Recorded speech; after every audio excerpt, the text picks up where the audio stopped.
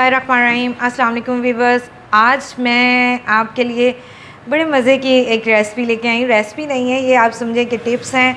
और ईद उल अज़हा आ रही है और उसकी ये तैयारी है। इन एक्चुअल मैं क्या करती हूँ कि मैं अदरक और लहसुन जो है 1 टीस्पून विनेगर डाल के इसको पेस्ट बना के अलग अलग जार्स में रख लेती हूँ। और उससे ये होता है कि मेरे 3 दिन या 4 दिन या 1 वीक जो है वो बड़ा अच्छा गुजर जाता है। मुझे बार बार ये काम नहीं करना पड़ता। और यही मैं आपको बताना चाह रही हूँ कि आप भी ऐसा कर सकते हैं कि आप 1 टीस्पून विनेगर डालें। मैंने ये 1 पाव लहसुन जो है वो छील लिया है, उसमें आपने 1 टीस्पून विनेगर डाला और उसको आपने ग्राइंड कर दिया, अच्छे से शेक करके अपने जार में रख लिया।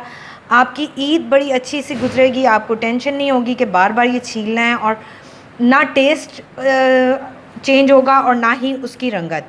इसी तरह आप अदरक के साथ भी यही करेंगे। और फिर मैंने प्याज ब्राउन किए हुए हैं और मैं उसको दही में ग्राइंड करके रख लूँगी, जो कि मेरी एक अच्छी कोई भी हंडिया या मैं थोड़ा बहुत किसी भुने हुए सालन में डालना चाहूँ तो मैं थोड़ा सा डाल के उसको तैयार कर लेती हूँ। इधर मैंने टमाटर जो हैं वो मैंने कट कर लिए। वैसे मैंने रेडी करके अपना तो सामान रख लिया, लेकिन ये आपके लिए है। मेरी तैयारी पूरी है। अब आप लोग इसी तरह तैयार कर लें कि आप टमाटर ले लें और उनको आपने क्या करना है कि फ्राई पैन में, मैं इनको आपको बताती हूँ कि मैं क्या करती हूँ। और उसके बाद मैं इस तरह के बैग्स में इनको डाल के रख लेती हूँ जितनी मेरी ज़रूरत है। उसकी वजह यह है कि अगर मैं किसी कंटेनर में या किसी प्लास्टिक के बॉक्स में इसको सेव करूँगी तो मेरे फ्रीज़र में जगह ज़्यादा लेगा। और अगर मैं इसको इस तरह के बैग्स में, ज़िप बैग्स में अरेंज कर दूँगी तो मेरी जो फ्रीज़र की जगह है वो बहुत अच्छी रहेगी। चलें हम स्टार्ट करते हैं। सबसे पहले मैंने ये पैन ले लिया है और उसमें मैंने ये टमाटर डाल दिए हैं। इनका इस तरह से छिलका उतारना बहुत आसान होता है। मैं इसको 5 to 6 मिनट जो है इस तरह ही रखूँगी। और ये अपनी ही जब हीट इन्हें थोड़ी सी, क्योंकि ये मैंने लो फ्लेम पे रखा है, तो ये हीट में इनके जो छिलके हैं वो बड़े आराम से अलग हो जाएंगे। और जब मैं इसको ग्राइंड करूँगी तो इस पेस्ट में बर्फ़ या इस तरह का कोई सीन नहीं होगा। और बैग्स में डालने से ये होगा कि वो बड़े इजीली आपका जो है स्पेस आपके पास रहेगी फ्रीज़र में और बहुत अच्छे से ये सेफ़ हो जाएंगे।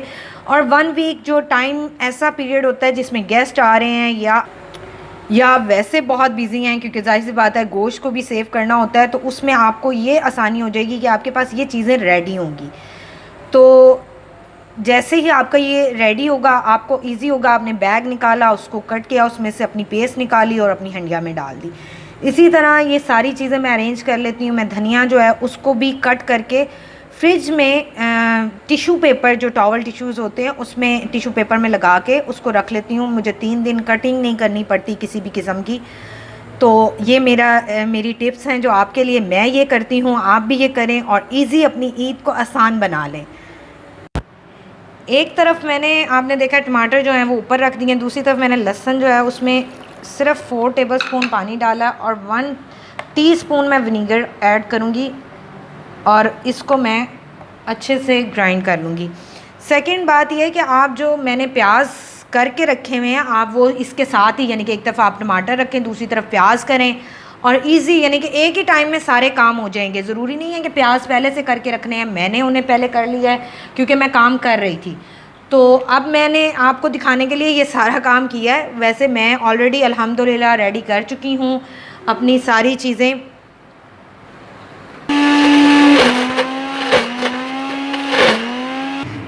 ये देखें मेरी एक बड़ी मज़े की थिक सी पेस्ट रेडी है। जैसे हमने यानी कि हम लोग उसमें चटू वटे में या किसी भी चीज़ से पीसते हैं। मैं इसको बहुत ज़्यादा पानी डाल के नहीं करती, वो फिर बहुत लिक्विड पेस्ट रेडी हो जाती है। तो इस तरह की पेस्ट आप रेडी कर लें। साथ मैंने ये भी किया है कि मैंने थोड़ी सी लहसुन जो है वो वैसे भी फ्रीज़ साबुत छील के कर लिया है, ताकि मुझे उस वक्त अगर किसी चीज़ में साबुत डालना पड़े तो मैं निकालूँ और एज़ इट इज़ उसको डाल दूँ।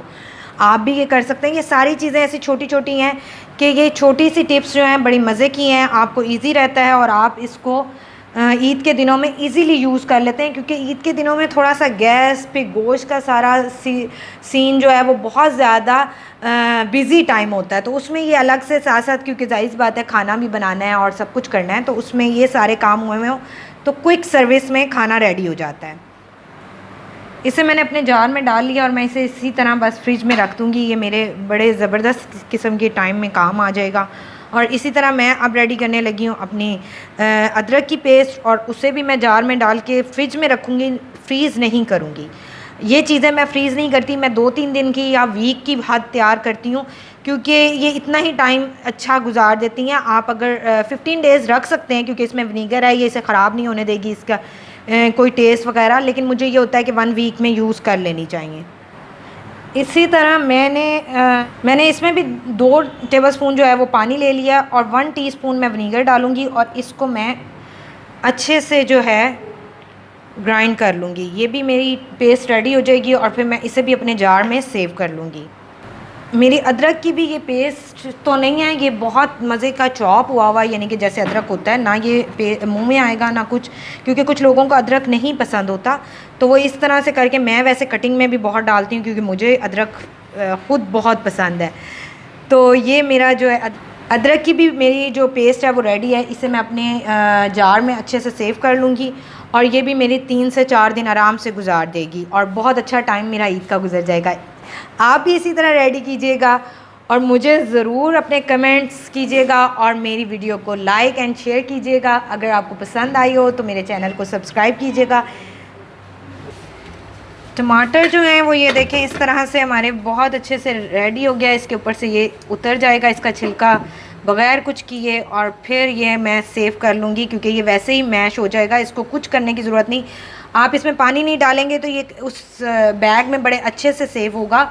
और जब ये सेव होगा तो आपको ये पता होगा कि इसमें ना तो पानी है ना बर्फ़ है, ये एज़ इट इज़ टमाटर है। और आप इसको किसी भी हंडिया में, खुशक में, या कोई भी ऐसी चीज़ जो रेडी कर रहे हैं, कोई कोरमा बना रहे हैं या कुछ भी, तो आप ये ऐड कर सकते हैं।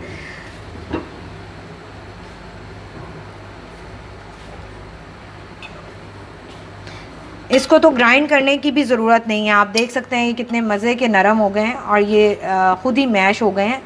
तो हम इसे स्पैचुलर से अच्छे से मैश कर देंगे और उसके बाद मैं इसे